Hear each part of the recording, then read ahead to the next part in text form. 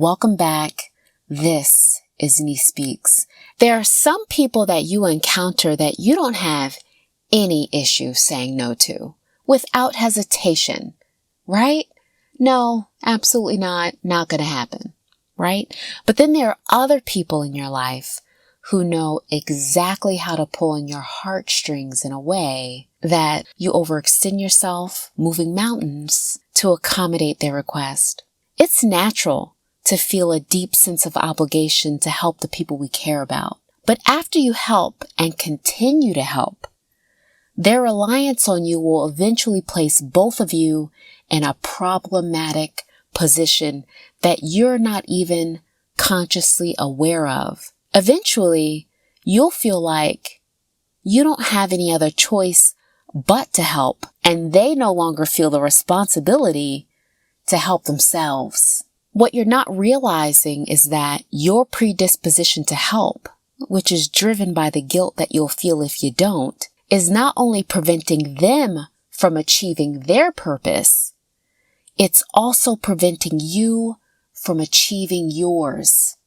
So how do we balance our empathy and our desire to help with the fear of seeing the people that we care about struggle? There's only one reason why we struggle to say no to the people we love, and that's because we wholeheartedly believe that if we can save them from a small portion of the pain and disappointment that we've experienced, or the pain that you've seen someone else experience, that perhaps our investment, our sacrifice, will draw us a little nearer to peace.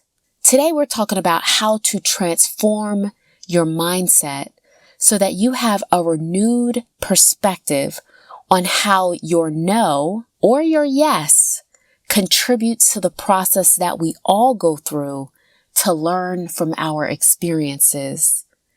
Today, you're going to learn how to prioritize your future and theirs more than your feelings. So let's take it from the top, okay? When you're the type of person that people come to for help, it 100% means that you've invested significant time and effort to be responsible, to be reliable. Consider the amount of discipline that it has taken you to be the type of person that other people can rely on to ask for help. I want you to think about the things that you could have done but didn't do in the name of discipline. The things that you could have said but you didn't in the name of discipline. The places that you could have gone but that you didn't because you were committed to the discipline required to make it, the discipline required to achieve your success, just to achieve the ability to be responsible and reliable, the discipline that it has taken you to achieve that. There's a significant reason why I'm leaning in here, and that's because in spite of the adversity that you faced, in spite of how challenging life has been, no, you didn't love it. No, and yes, you would have chosen another path for yourself if you could.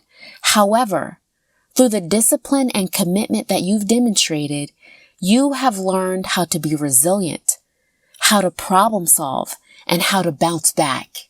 And the truth is that generally, this simply is not something that the people who you're trying to help are willing to do. And as a result, they don't develop discipline. So they in turn, they learn to benefit from the discipline that you've developed.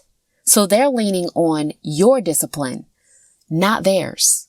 Remember that the word discipline originates from a Latin word meaning disciple, to learn. They want your help, but they may not want to learn to help themselves. Saying no to your loved ones boils down to you wanting to not see them struggle. And you believe that the guilt that you'd feel if you didn't help would be worse than the stress that you feel from helping. But you missed it. The treasure in your experience is that you were a good disciple. You learned to push through the adversity. You leaned in and learned how to rely on God and the gifts and talents that He's given you.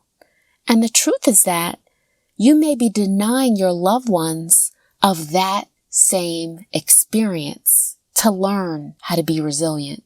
There's a careful balance that we must strike, knowing God's role versus our role, and of course, their role, the person who you're trying to help. While it's important to be compassionate and demonstrate mercy, it's also crucial to use discernment to determine when you're helping because it'll make you feel better, or when you're taking on too much responsibility for other people's circumstances. You may inadvertently place yourself in God's position, which can lead to unhealthy, codependent relationships where the person starts depending on you instead of themselves and the choices they make.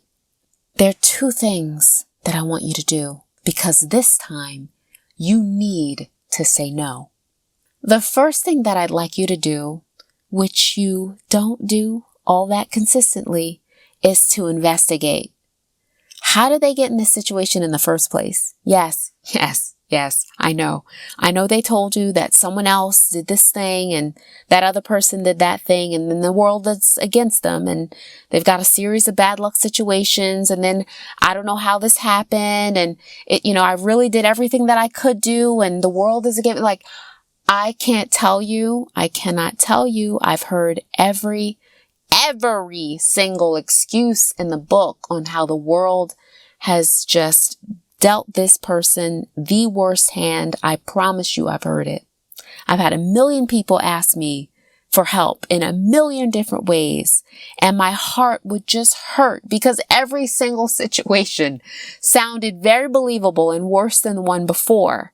And I wanted to help. I wanted to help them stop feeling so bad about the situation that they were in. And then, thank God for the Holy Spirit, I started asking questions. I became more curious. Questions that helped me to understand what were the decisions that they made to end up in this situation in the first place. Because they'll be very good about telling you what everybody else did. What they don't do is tell you about the decisions they made to end up in this situation. And when you think about it honestly, most of the difficult and challenging times that you've had in your life, or that you've seen other people have, 9 times out of 10, you can trace those decisions back to someone's flawed choices, either theirs or someone they trusted. So they keep making decisions that land them in inopportune situations, and you keep helping them out of those decisions, thinking that you're helping, without realizing that until they change their thinking and how they make decisions, they will continue to end up in these precarious situations. So when does the cycle stop? Number 2, you have to become significantly more concerned with your future and theirs than your feelings.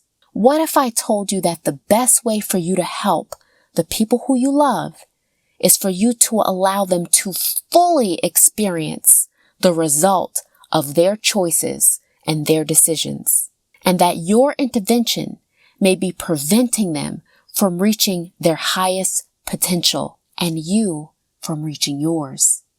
Okay, listen, everyone I know has heard this story. Okay, have I told you the story about the eaglet?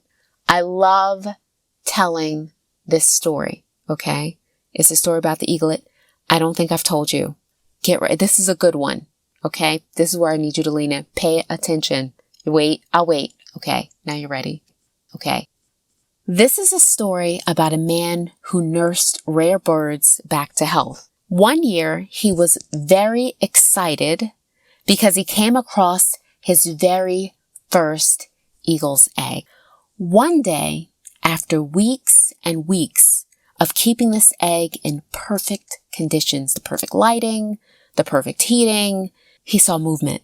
And he could hear very light pecking of this eaglet beginning to peck out of its shell. As he watched the eaglet grappling and tussling to break out of its shell, fighting to get out of this restrictive, compacted space.